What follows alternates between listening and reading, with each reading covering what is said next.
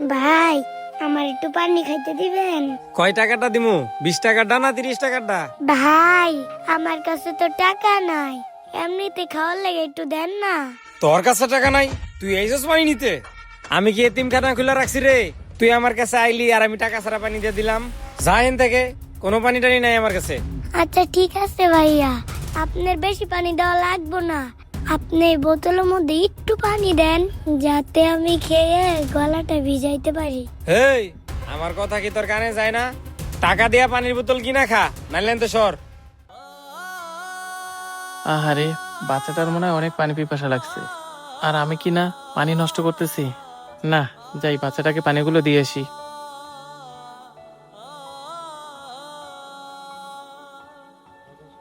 উফ, পানি পিপাসায় গলাটা ফাইটা যাচ্ছে। একটু যদি পানি পাইতাম।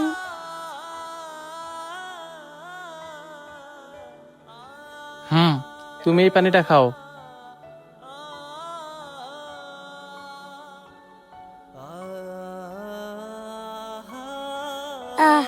আঙ্কেল, আপনি আমার জীবনটা বাঁচাইছেন। এই গরমটা পড়ছিল না, এই গরমে পানি পিপাসায় আমার কলজাটা শুকায় গেছে। আজকে যদি আপনি পানিটা না নিয়ে আসতেন, তাহলে পানি পিপাসায় কলিজা আমার ফাইটা যাইতো। কেন, তুমি কি কোথাও পানি পাও নাই? না আঙ্কেল, সামান্য পানির জন্য আমি অনেকজনের কাছেই গেছি, কিন্তু কেউ আমার একটু পানি দিছে না। কেন মামুনি, এই শহরে কি তুমি একা?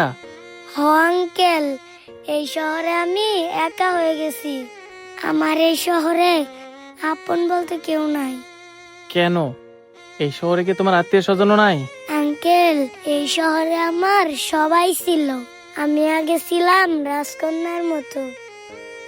আর এই যে একটু পানির লেগে আমি ঘুরতাছি না, তার থেকে ভালো পানি আমাদের বাসায় থাকতো। আমার ঘরে কত আইটেমের খাবার ছিল। আমার বাবা আমার জন্য প্রতিদিন কত খাবার নিয়ে আসতো। কিন্তু দেখেন আঙ্কেল, একটা দুর্ঘটনায় আমার বাবা মা সবাই মারা যায়। আমার বাবা মা যখন অ্যাক্সিডেন্ট করে মেডিকেলে ভর্তি ছিল, তখন আমার কাকা কৌশলে আমার বাবা মার থেকে সব সম্পত্তি লেখা নিছে। সম্পত্তি লেখা নেওয়ার পর আমার কাকা আমারে ঘর থেকে বাই করে দিছে। আর ওই দিন থেকেই একটু খাবারের জন্য আমি রাস্তায় রাস্তায় বোতল টুকাই। আর এরপর থেকে আমি রাজকন্যা থেকে হয়ে গেলাম টোকাই। মামুনি,